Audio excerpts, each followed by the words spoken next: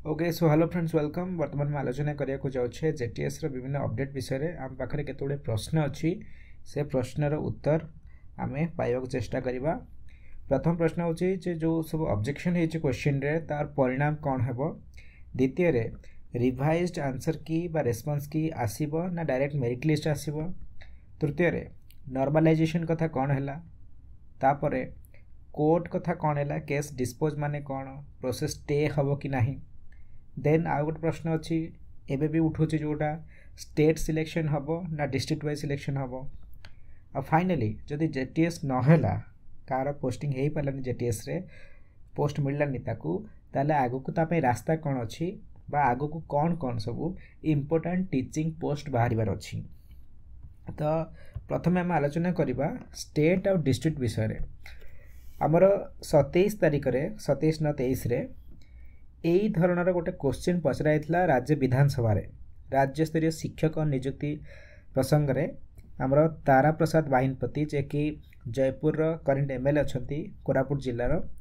तो सी प्रश्न पचारि जे विद्यालय गणशिक्षा मंत्री को जे राज्य जो प्राथमिक शिक्षक नियुक्ति होची आगुर से जिला स्तर होता फल प्रत्येक जिलार युवक युवती माने चाकरी पाई पड़ते ताको गवर्नमेंट रद्द करी राज्य स्तरीय नियुक्ति देवार कारण कौन आ सिटी बीएड ट्रेनिंग जिला स्तरीय करा न जिबार कारण कौन। यही कारण शिक्षा क्षेत्र में पछुआ जिले में आंदोलन मुंड टेकिबा कथा सरकार जानती कि। तो से प्रश्न पचारे डायरेक्ट जे आगुर तुम जो प्राथमिक शिक्षक नियुक्ति देथिल ताहा जिला स्तर में देथिल एबे राज्य स्तर को कहीं आणुच।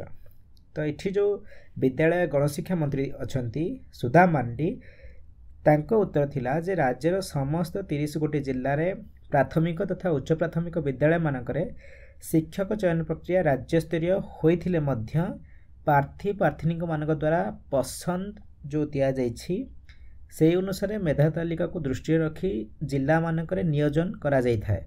अर्थात प्रथम लाइन रे ही लंबा उत्तर अच्छे मुझे सब जगह पढ़ुनी प्रथम लाइन रे ही आमर गणशिक्षा विद्यालय गणशिक्षा मंत्री कहीदेले जे 30 गोटे जिलार प्राथमिक तथा जो उच्च प्राथमिक अच्छी तार शिक्षक चयन प्रक्रिया राज्य स्तरीय होउछि। आ गोटे कथा मु कहबा चाहिए आमर कौन सी हाउस रे पार्लियामेंट जेकोसी हाउस हो कि राज्य विधानसभा कि विधान परिषद हो हाउस रे मंत्री मिछ कहले से इस्तफा देवाक बाध्य। तो मंत्री निज आड़ू मिछ कहबेनी से भल भाव ये जो प्रश्नटी को पठई थे ओसेवा पाखक बा तांको मिनिस्ट्री पाखक ठारू ऑफिसर मानक ठारू प्रॉपर उत्तर आसला परे ही से याको विधानसभा रे कहिसेंती राइट। आउ गोटे यही धरण प्रश्न पचरा जाइतिला नित्यानंद गंडक द्वारा जे कि उमरकोट रो वर्तमान विधायक अछंती नवरंगपुर जिलार।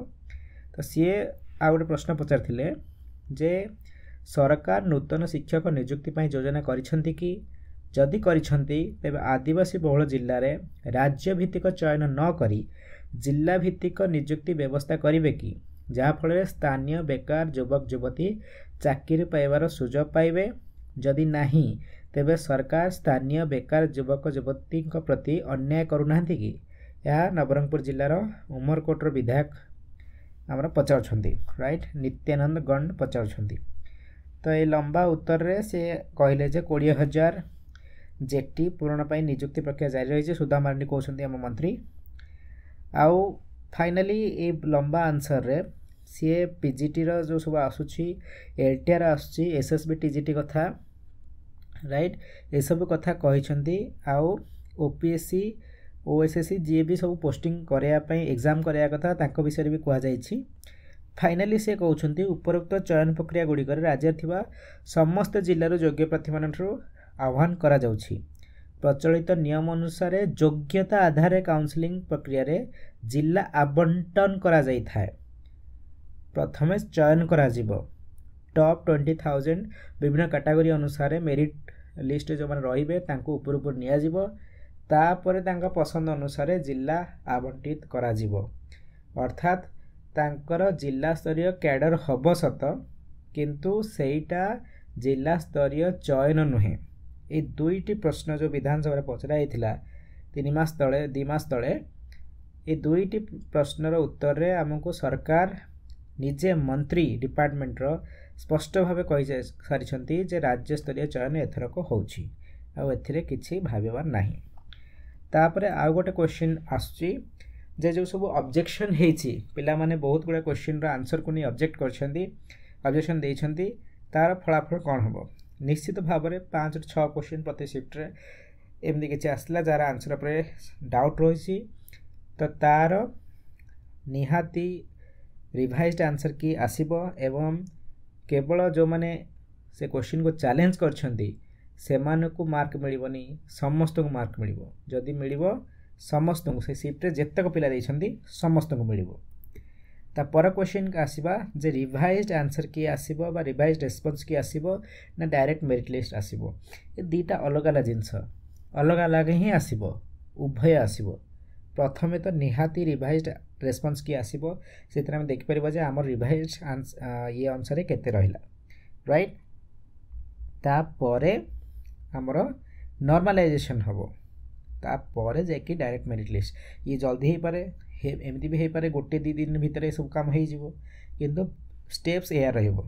आ गोटे जो प्रश्न थिला नॉर्मलाइजेशन म कहि सारछि नॉर्मलाइजेशन निहाती हबो एते गुडे शिफ्ट रे परीक्षा हेले से माने बाध्य नॉर्मलाइजेशन करिवा पई।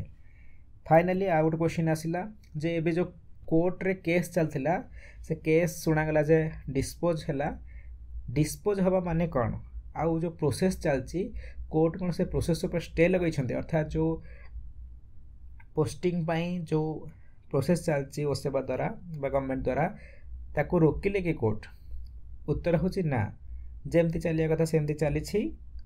हाँ एति पई गोटे वीक हुए तो विलंब हो जाए पारे किंतु प्रोसेस चलछि केस डिस्पोज हैला माने रिजेक्ट नो डिस्पोज हेछि माने ता सुनानी हेछि सुनानी कंप्लीट हेछि कोर्ट चाहि ना जे केसटा आगु बढ़ू बोली आउ जो अपोजिशन रो जो दलील थिला जे एटा गोटे बहुत बड़ा इश्यू ताको कोर्ट ग्रहण करनांती एवं कोर्ट सरकार द्वारा जो स्टेप्स निया जाउछि सेतिरे संतुष्ट अछंती राइट। आगु को जदि किछि प्रॉब्लम हबो कोर्ट इंटरफेयर करि पारंती किंतु वर्तमान कोर्ट कर किछि प्रॉब्लम नाही ए प्रोसीजर रे।